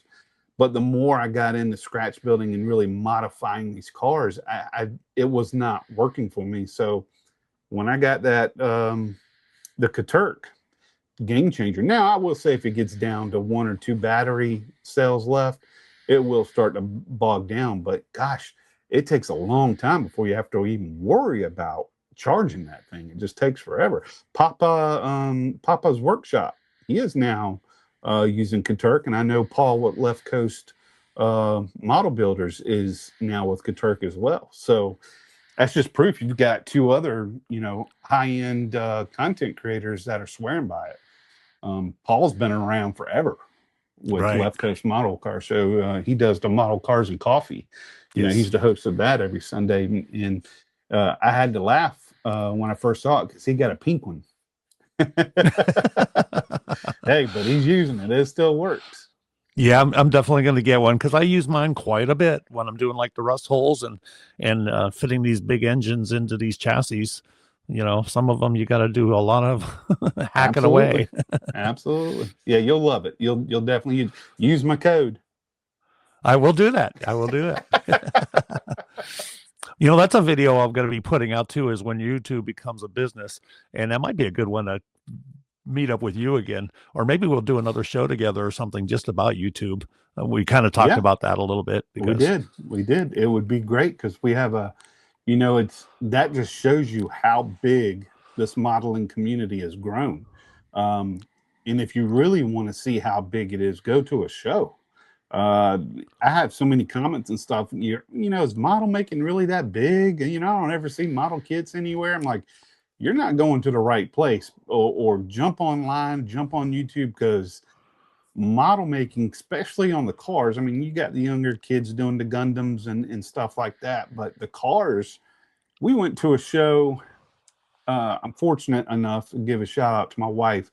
She is gung-ho into the model community as well. Like I said earlier, she does a lot of my 3D resin parts, but she also builds herself, and she goes to every single show with me. And we went to a show that was, I think, an IPS show, which is usually more military, boats, ships, stuff like that. And the whole arena we were at had nothing but, it was in Charleston, South Carolina. This was last year. And the outside skirts of the tables, completely empty. But the rows where the cars were, packed full, side by side. So model cars is, the model community is much bigger than people think it is. It's really I was growing surprised fast. too. Yeah. Because I was watching all kinds of these guys before I started, and now I'm having them on my show. So go figure. Isn't that wild? Now, are you going to NNL East this year? I'm definitely planning it. I haven't made reservations, which I should really do that.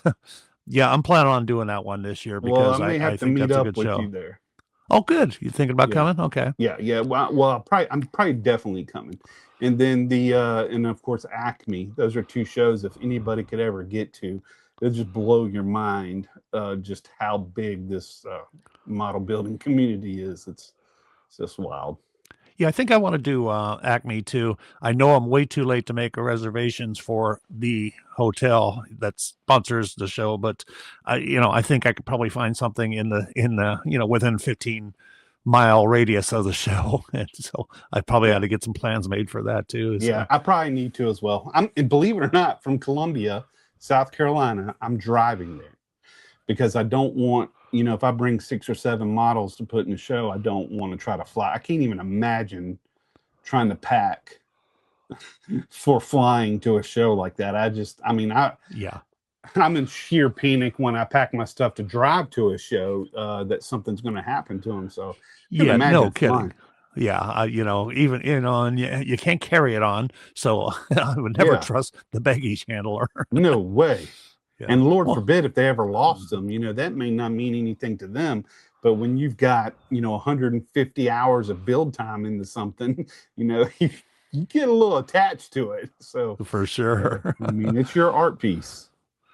Well, great. Then it looks like we might be able to hook up at a couple shows then, because I plan on doing Acme as well. Oh, good. Yeah. My first big show comes up in the 21st of March, and that'll be the Buckeye Classic in Columbus, Ohio. So that's a nice big show. And yeah, I'm going to hit quite a few this year. I'm going to hit Detroit. I'm going to hit that, Acme. There's a couple local ones here to Youngstown, Cleveland. I just love the shows. I love meeting my heroes, guys like you. And then I'm meeting guys like you, and then I got guys coming up to me because they're fans of me. And then, that's what took me off guard.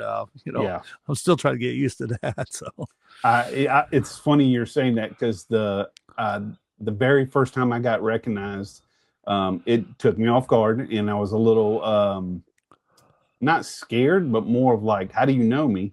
But duh, I'm promoting myself all over the place. But then what the coolest part of it is when kids, I have a couple of shows where a couple of kids have run up to me and said, "Hey, are you Matt from Matt's Models and More?" And that just made my heart melt. I mean, because to me, yes, we're a bunch of old guys working on these cars, but when a kid sees it and watches you and knows who you are and recognizes you, I was floored. I was just absolutely floored. It just melted me, man. I was like, that is cool. This is why I do it right here. This is why I do it.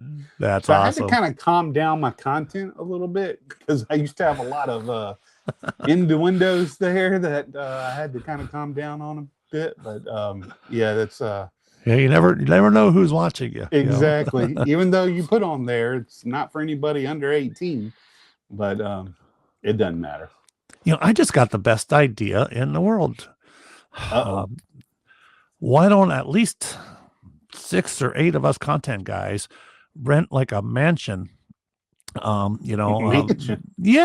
like a bed and breakfast, or what do you call it? The Airbnb. Yeah. Because I mean, I've worked with people in the past that have taken vacations with a whole bunch of family members, and they rent like a mansion. And by the time they divvy it up, everybody's paying like $200 a night. Well, hotels are $200 a night. Yeah, that's really not a bad idea. Wouldn't that be cool? Yeah, especially if we do like Acme or NNL East. NNL East is what, in April? Pretty soon for that. That one's in April. Yes. Yeah, Acme's in October. So we could definitely have enough time to set that up if you wanted to. Now, are you driving down? Yes. Yeah. Okay. I'll make a vacation out of it. The part that I hate about it is I would definitely want to take my motorcycle, but I can't, because that's not going to carry any models, and I want to bring models. Yeah. Yeah. So we'll have to drive the car or the truck or something. I know you're jonesing to get on that bike. Boy, this has been the most brutal winter, because normally I can ride all year round. Like last year, I was out in January.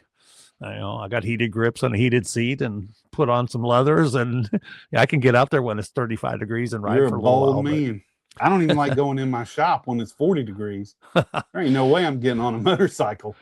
God. So what's the temperature in South Carolina today? Well, today I want to say it probably hit 60 something, 63, 64, something like that. But heck, a couple days ago we were at 73, and it was beautiful. I think it was the day we first started talking. I was like, man, it was 73 here today. I was shorts, t-shirt, working in shop with the garage door open. That's what I like. Sweet. You can keep all that snow and all that -8 y'all had the other day way up there. This is about the worst I've seen it, I think, since I've been back. I know, and people say, "What are you nuts? Why'd you do that?" But I fell in love with the small town life again. Youngstown, it's a beautiful area here. When it's spring, summer, and fall, it's green rolling hills, just no beautiful. Winter. Beautiful. Keep the winter away. Yeah. I'm not a winter guy. It's been mild, but I used to be able to take the cold. I don't know. As I've gotten older, the cold just tears me up. And now I understand why people move further and further down south the older they get, because I can't deal with it anymore. I don't know if it's my blood pressure medication or what, but I can't deal with it. No way. Well, that was in my plans when I retired, is to go relocate. But the missus, I told her that we would have to purge, because I don't want to pack up this entire house, because we filled up every room and there's just 2 of us. and every room is packed full because we're That just, sounds familiar. and I said, no, we would have to really, just purge everything and start fresh down there. And it's like, she said, that ain't going to happen. I wouldn't So, have been able to retire early if we didn't stay where we stayed, because we've been here 22 years now. We built this house. We picked a lot, built this house, and raised our kids here, and they've moved out now. So it's I don't think we'll ever leave. If I got another house, I definitely wouldn't be able to retire. I'd be going right back to the dealership life, which I definitely don't want to do. Who's that saying? Bring Kevin with you? King Bob. Well, Is Kevin, that the Acme or NNL? Kevin, which one do you want to go to, buddy? You pay for your, we'll get that mansion. We need a jacuzzi. We need a swimming pool. And it's not going to be just one night. I mean, we'll stay, I'm going to drive that far down there and stuff. I mean, I'll probably spend like 5 days. Hey, that's what I'm doing with NNL East. It probably won't be 5 days, but I wasn't going to drive that far for just a day or two. I'll probably sit there for 3 or 4 days. Now, I will be going to this by myself. My wife does a girls trip, and she's going to Mexico this year. So I was like, where am I going to go? Couldn't think where I wanted to go. I was going to go to SEMA, and then I found out they don't let. I thought you could just get into SEMA, but from what I'm finding out, they don't just let regular people into SEMA. No, you have to be in business, and it has to be auto related. Yeah. So like when I was a detail guy, I could have done that actually because I was doing that out in Arizona. I should have went. I never went. But yeah, you can't just walk in. So yeah, so that knocked that out. So I was like, NNL East is like the biggest show on the East Coast. I think it rivals Acme by almost from what now. I don't know if this is true. We had 960 cars on the table in Acme, but I've heard they have close to 14 or 1500 at NNL East. Okay, is that true? Have you been to it yet? No, I have not. If somebody comments if that's been there, maybe somebody can tell us what the actual number was. But I heard it's bigger than Acme, and let me tell you, Acme was overwhelming to me. I don't think I saw every car on the table. Really? Wow. Yeah. Well, it also, because you're known on YouTube, you're trying to walk around and see everything, and you keep getting stopped, which I don't mind stopping and talking to people, but then you do get out of that rhythm of, really inspecting the cars and spending some time with them and looking at them and, investigating. So, it's just part of it. But I couldn't imagine trying to do a show with double that. Right. Yeah. It'll be interesting to see. Yeah. It's just a 1-day show, if I'm not mistaken. So I think so. Yeah. Yep. Okay. So Serge has a question for you here about commission work.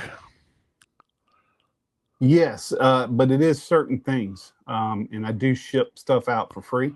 It says I was worried to build ships. Oh no, I don't do anything like that. Yeah. Unfortunately, most of my stuff is, signs, kitchen utensils. It's nothing of that magnitude. I wish I could do something like that. Gosh, I probably could if I put my mind to it, but the stuff I make has to be quick moving so I can make money on it. Now that it is a business, it's a little, the art is a little bit there, but it's more of a production style now. I got to be able to keep eating and buying more models. Right. But your shop is right at home? Yeah. So very nice to be able to just walk right outside and, come inside for lunch, and the wife can come in and visit me, or I can take a break anytime. I mean, there's days where I just didn't feel like working. If I didn't have any commission jobs that needed to be done that day, I'd just stay inside because it was too cold. Good. I do have propane heaters in there, but no, if it gets to a certain degree, I'm like, nope, not doing it.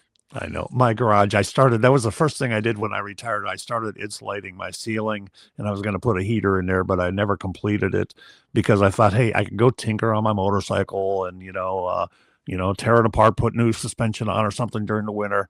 But it's only 5 degrees warmer in there than it is outside. So I have no interest in working in my garage right now. Jeez. So when it's God, when it's -8, it's -3 in the garage.